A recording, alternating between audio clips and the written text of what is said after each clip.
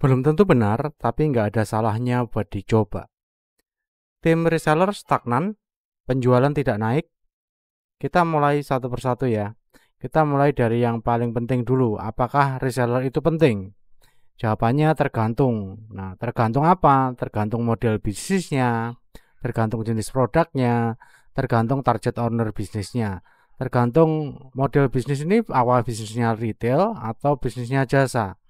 Ada beberapa retail yang nggak cocok untuk sistem reseller, ada beberapa jasa yang justru cocok pakai sistem reseller. Tapi kebanyakan jasa biasanya nggak cocok untuk sistem reseller karena ini sifatnya pelayanan dan setiap orang beda-beda. Yang lebih cocok biasanya adalah bisnis yang berupa barang, produk, atau retail.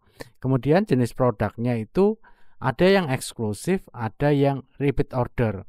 Jadi produk yang cocok untuk sistem reseller ini sebaiknya yang eksklusif atau yang punya repeat order. Jadi ketika nanti reseller memasarkan, untuk yang berikutnya tuh dia dapat passive income-nya karena ada repeat ordernya. Jadi resellernya senang juga, ownernya juga senang juga.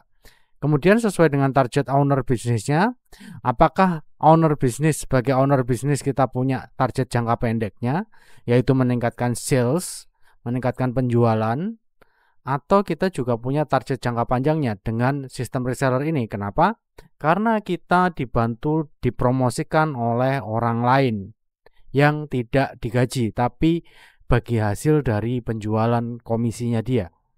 Nah, ini tuh akan membuat jadi reseller yang berkualitas. Nah, kalau resellernya sudah berkualitas, bisnisnya akan tumbuh baik secara profitnya karena penjualan produknya naik atau secara brand image-nya di masyarakat karena dibantuin banyak orang untuk menjual.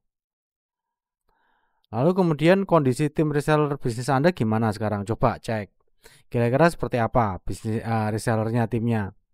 Resellernya tidak produktif, stagnan, jadi gitu-gitu aja atau motivasinya rendah. Udah disupport macam-macam marketing kit tapi tetap aja nggak bisa jualan. Nah ini tuh perlu segera kita perbaiki. Kenapa? Karena reseller itu adalah salah satu sistem marketing bisnis kita.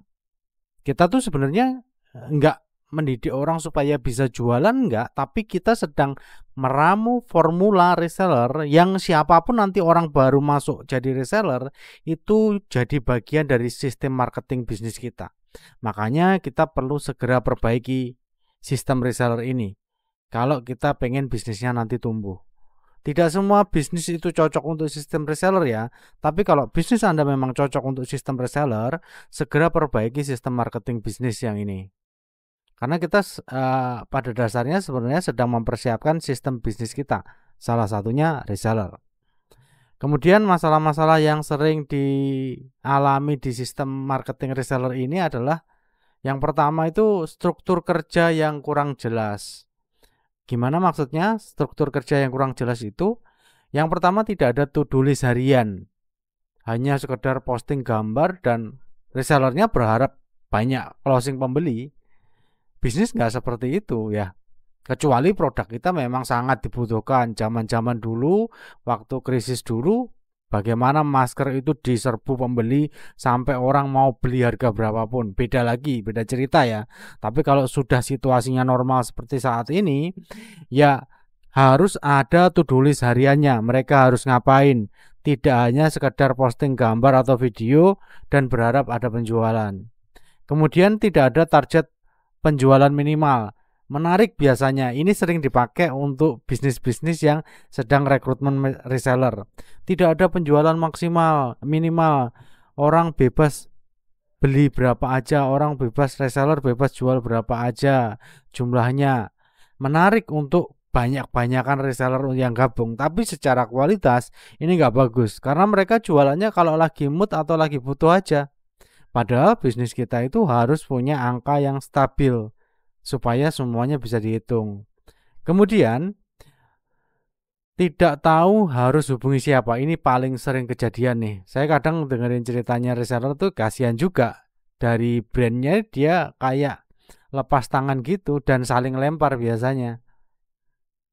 Nah padahal reseller itu butuh support untuk bantuan teknisnya, dan bantuan produk knowledge-nya, karena mereka mungkin tidak terlalu paham tentang produk knowledge-nya ini apa, manfaatnya apa untuk si calon pembeli tadi. Kemudian teknis-teknis, misalkan ada yang ngajak join sponsor, ngajak event, itu gimana langkah-langkahnya, mereka nggak tahu harus ngubungi siapa, dan ini semuanya dipikirin si reseller itu sendiri. Yang rugi tetap brandnya nanti, karena ada peluang bagus kok nggak dimanfaatin. Nah, solusinya dua. Yang pertama, pakai customer service 24 jam. Ini orang manusia ya. Tapi kalau belum bisa customer service 24 jam, ya sebatas jam kerja boleh lah. Kemudian nanti ketika di luar jam kerja dipakai bantuan dari FAQ yang ada di website. Yang itu jangan formalitas, tapi benar-benar membantu si masalah resellernya itu tadi secara aktual. Dan autoresponder. Ini banyak tuh, software-softwarenya banyak. Kita bisa manfaatin itu. Selanjutnya, masalah yang berikutnya itu marketing kit yang kurang sesuai dengan kondisi terbaru di lapangan. Marketing kit ini umumnya dari pertama kali dibuat sampai sekarang nggak diubah-ubah. Padahal situasi pasar tuh setiap saat bisa berubah. Nah, marketing kit kita itu harus menyesuaikan dengan apa yang terjadi terbaru di lapangan. Nah, itu dapatnya dari mana? Dari informasi reseller-reseller itu tadi. Bukan keluhan ya, kalau reseller yang suka ngeluh juga ada. Jangan terlalu ditanggepin juga.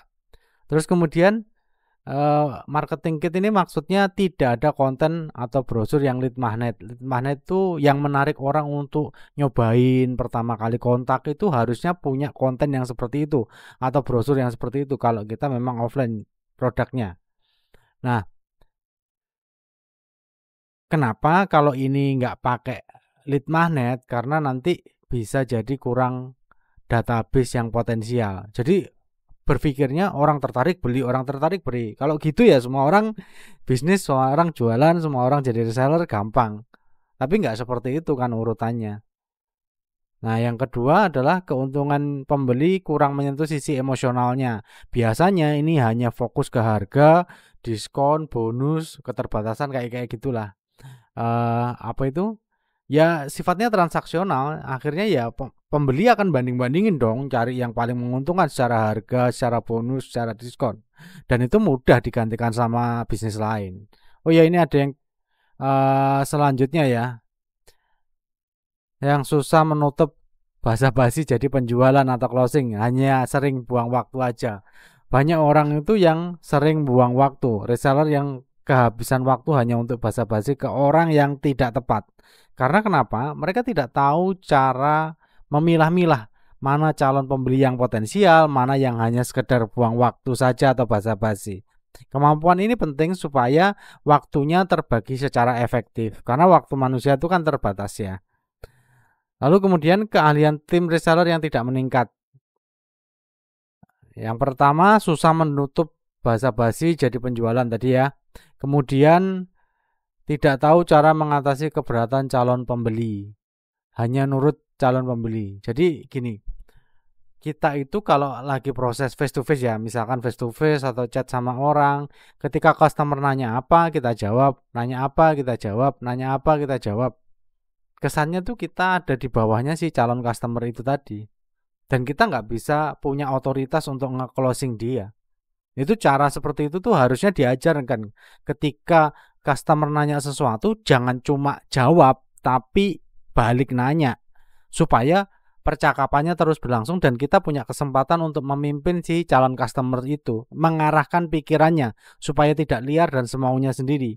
Kan tujuannya supaya si reseller itu cepat closingnya kan, sesuai dengan apa yang dibutuhkan si customer. Nah, kita harus ngajari si tim kita itu untuk ngehandling percakapannya baik offline maupun online. Kemudian yang selanjutnya, tidak paham customer journey dan optimasi database marketing. Customer journey ini penting karena kenapa? Kita harus tahu dulu urutannya orang itu ketemu sama kita itu dari mana aja sih?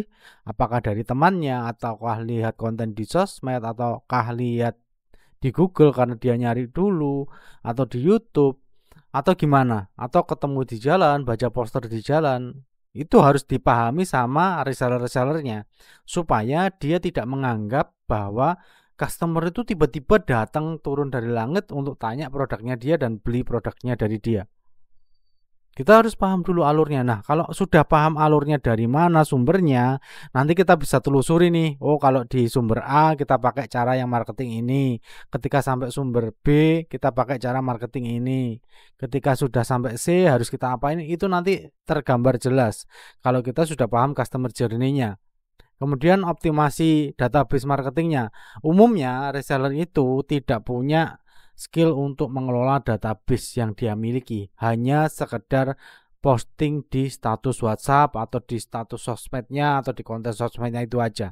Padahal ketika sudah paham tentang database marketing ini, si reseller akan jauh lebih efektif penjualannya karena ke orang yang tepat target market. Nah, jangan sampai reseller kita nanti bingung mau ngapain lagi gitu loh. Nah, tugas kita adalah ngasih skill-skill ini tadi ke tim reseller kita.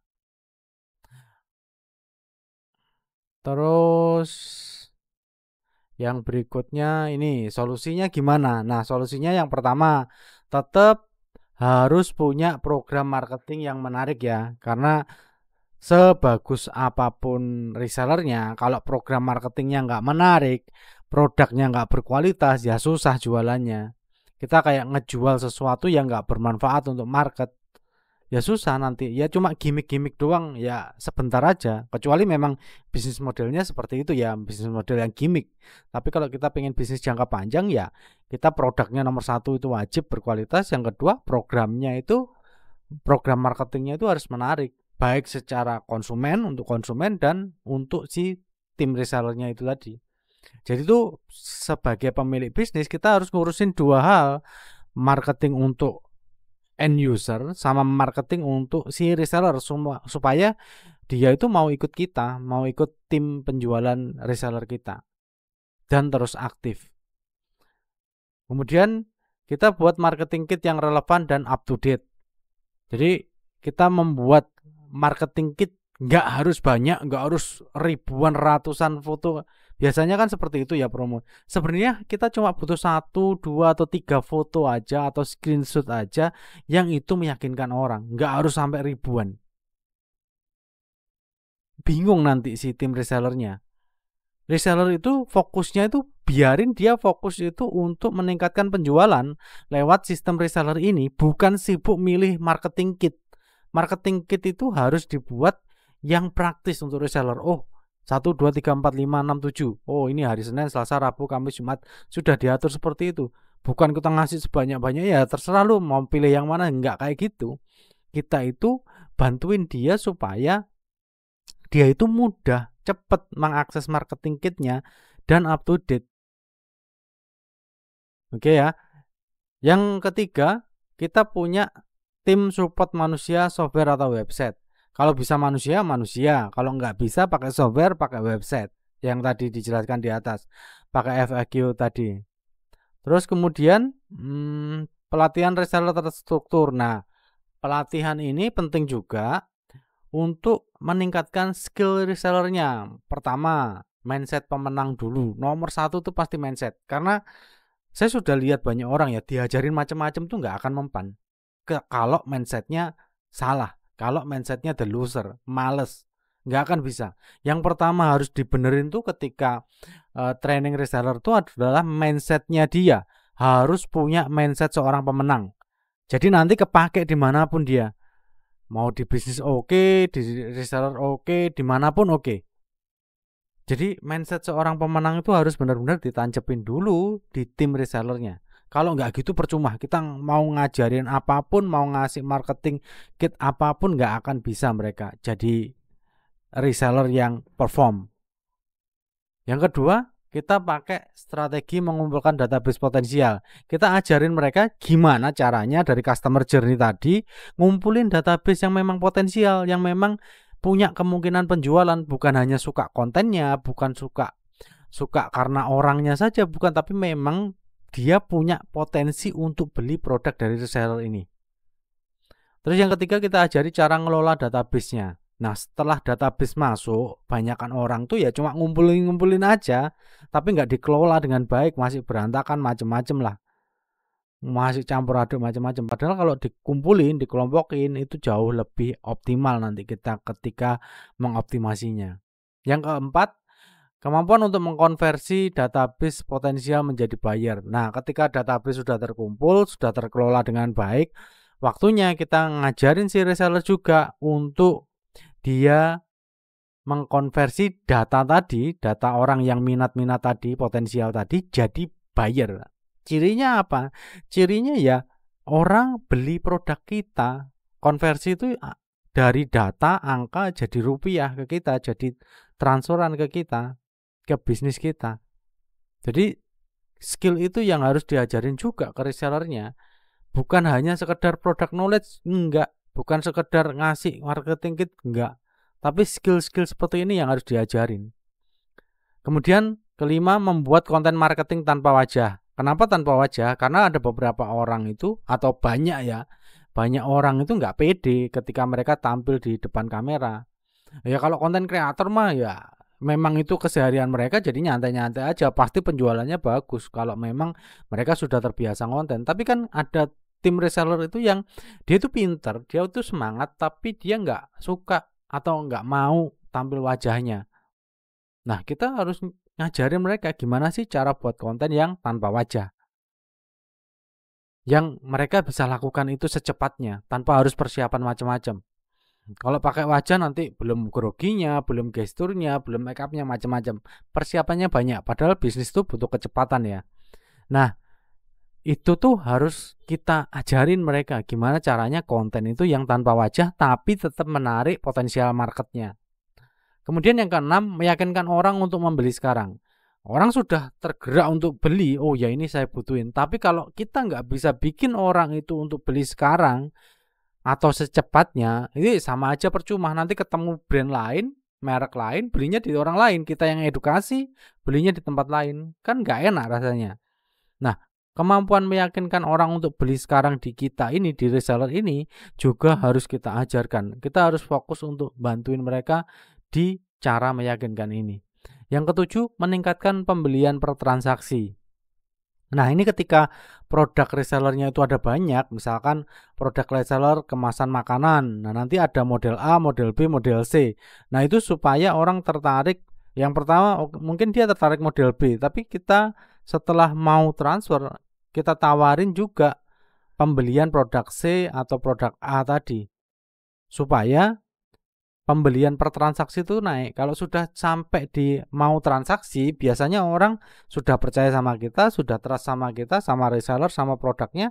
Tinggal kalau dia memang punya kemampuan untuk bayar, dia akan mau ketika kita tawarin pembelian yang lain lagi.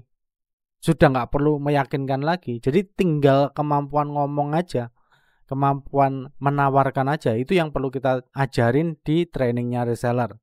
Kemudian memotivasi diri sendiri. Nah, skill-skill tadi sudah. Nah, namanya bisnis, reseller, jualan, kerja itu pasti ada naik turun semangatnya. Nah, itu perlu kita ajarin gimana mereka itu bisa mandiri. Nggak harus ketergantungan sama kita terus, sama brand terus. Kita harus ngajarin mereka untuk belajar mandiri, memotivasi dirinya sendiri. Nah, reseller yang lebih terstruktur kerjanya kayak gini tadi, terus fokus sama target penjualan yang konsisten, ini akan membantu bisnis kita itu untuk tumbuh. Jadi kita fokus itu aja, bikin kerja yang terstruktur, fokus sama target penjualan yang konsisten. Nggak harus meledak langsung banyak, enggak. Kita cukup konsisten dulu. Nah, ini studi kasus ya. Saya cerita studi kasus satu-satu ini yang dari Taro, waktu produsennya Taro. Nah, saya ngajarin untuk resellernya Taro itu bukan hanya ngejual produknya, tapi jual sisi emosionalnya juga. Contohnya gimana? Ada seorang ayah, mungkin dia ketemu sama tim resellernya atau ngobrol sama tim resellernya, atau nonton konten resellernya, itu resellernya harus ngambil sisi angle lain dari produk itu. Kalau produknya udah jelas snack makanan ringan, udah. Merek lain lebih banyak lagi, yang lebih enak banyak, yang lebih murah banyak.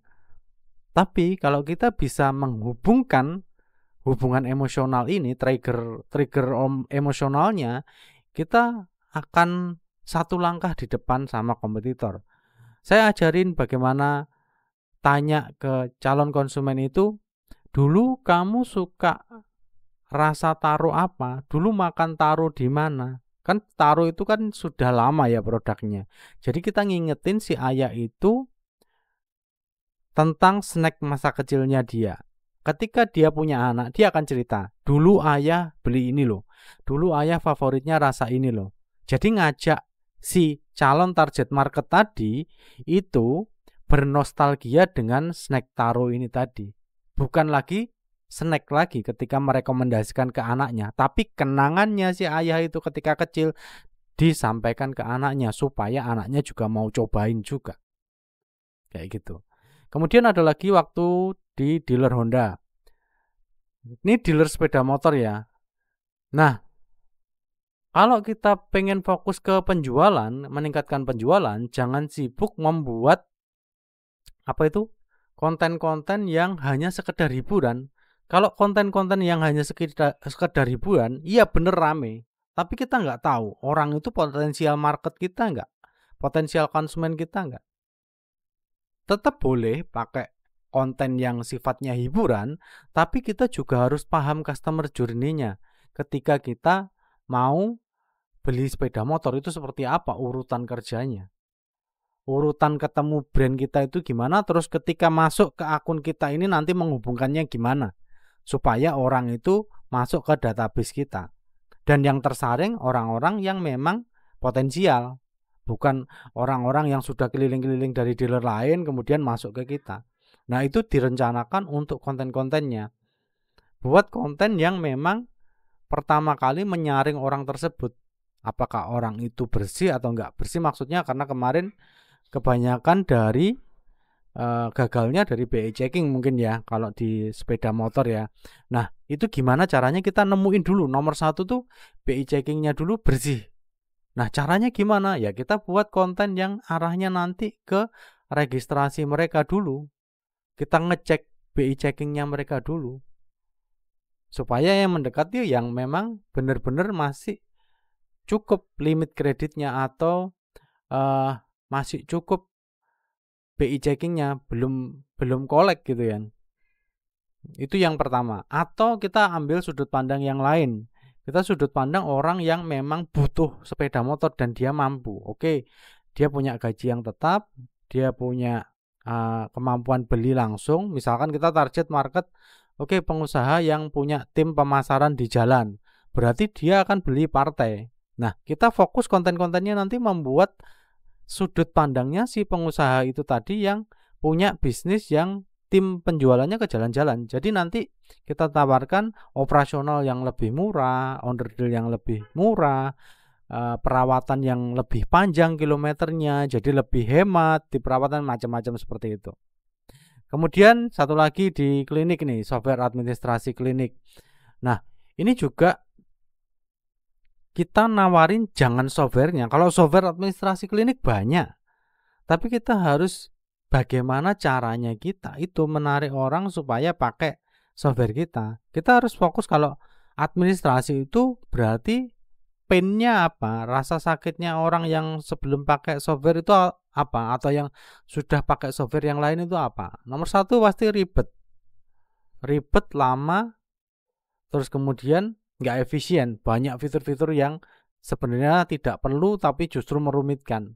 Nah, kita fokus sama efisiensi. Jadi, ketika kita menjual software, yang kita tawarkan sebenarnya kemudahan, efisiensi. Udah itu. Nah, itu yang harus kita sampaikan ke si calon target market tadi. Si reseller harus bisa ngomong itu. Menyampaikan itu baik berupa kata-kata maupun tulisan. Nah, itu tadi contoh studi kasusnya ya. Nah, yang tertarik untuk membahas tentang program pelatihan untuk resellernya nanti bisa kontak saya di 085 649 768 468 ini nanti by WhatsApp ya. Konsultasi bisa nanti by WhatsApp dulu, janjian nanti kita bisa ngobrol lewat Google Meet. Ini khusus untuk